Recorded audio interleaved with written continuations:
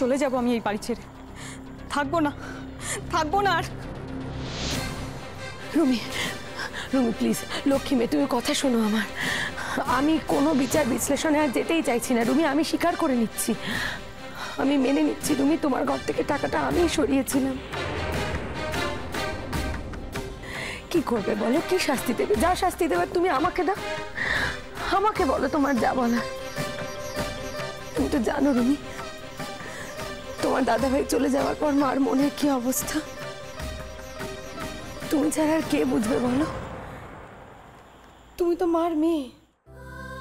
সত্যি তো, তুমি আমার মতো একটা বাইরের মেয়ের জন্য কেন এ বাড়ি ছেড়ে চলে যেতে যাবে বলো? খবরদার, খবরদার, ওকে আটকাবে না তুমি। একটা চড়ে কিচ্ছু হয়নি, ওকে একটার পর একটা চড় মেরে মেরে এক একটা চড়ে এক একটা শিক্ষা দিতে চাই আমি। এই কত বড় সাহস হয়েছে তোর? হ্যাঁ, নিজের বৌদিকে চোর বানাস, নিজের ছোট কাকিমার সঙ্গে এরকম অভদ্রের মতো ব্যবহার করিস তুই? এই শিক্ষা দিয়েছি তোকে আমি। দরকার নেই, দরকার নেই আমার এমন দিন। বেরিয়ে যাক, ও এই মুহূর্তে বাড়ি ছেড়ে বেরিয়ে যাক। দরকার হলে লোকের বাড়ি রান্না করে খাবো, তবু ওর টাকায় খাওয়ার থেকে সেটা অনেক বেশি সম্মানের। এত বড় লায়ক হয়েছিস না তুই? এই মুহূর্তে বাড়ি ছেড়ে বেরিয়ে যা, যা যা, বেরিয়ে যা।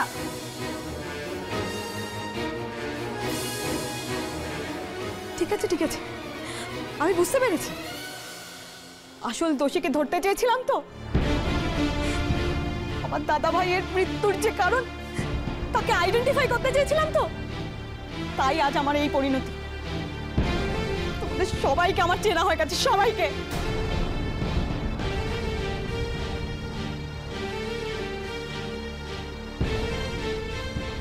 সত্যি যদি তোমরা চিনতে পারতে না, তাহলে তোমরাই ভালো থাকতে। কিন্তু যেতে আসল মনীষীটাকে চেনার সময় এলো, তখনই তোমরা সব থেকে বড় ভুল করলে।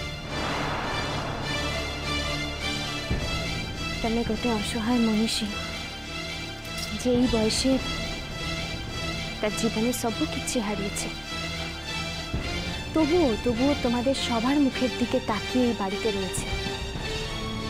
তোমরা যে তাকেই সবার সামনে এভাবে ছোট করলে তো রুমি দিদি।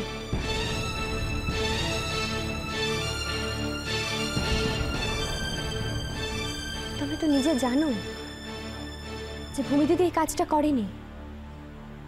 তুমি নিজে ওই টাকাটা নিয়ে ভূমি দিদির ঘরে গিয়ে রেখে এসেছিলে।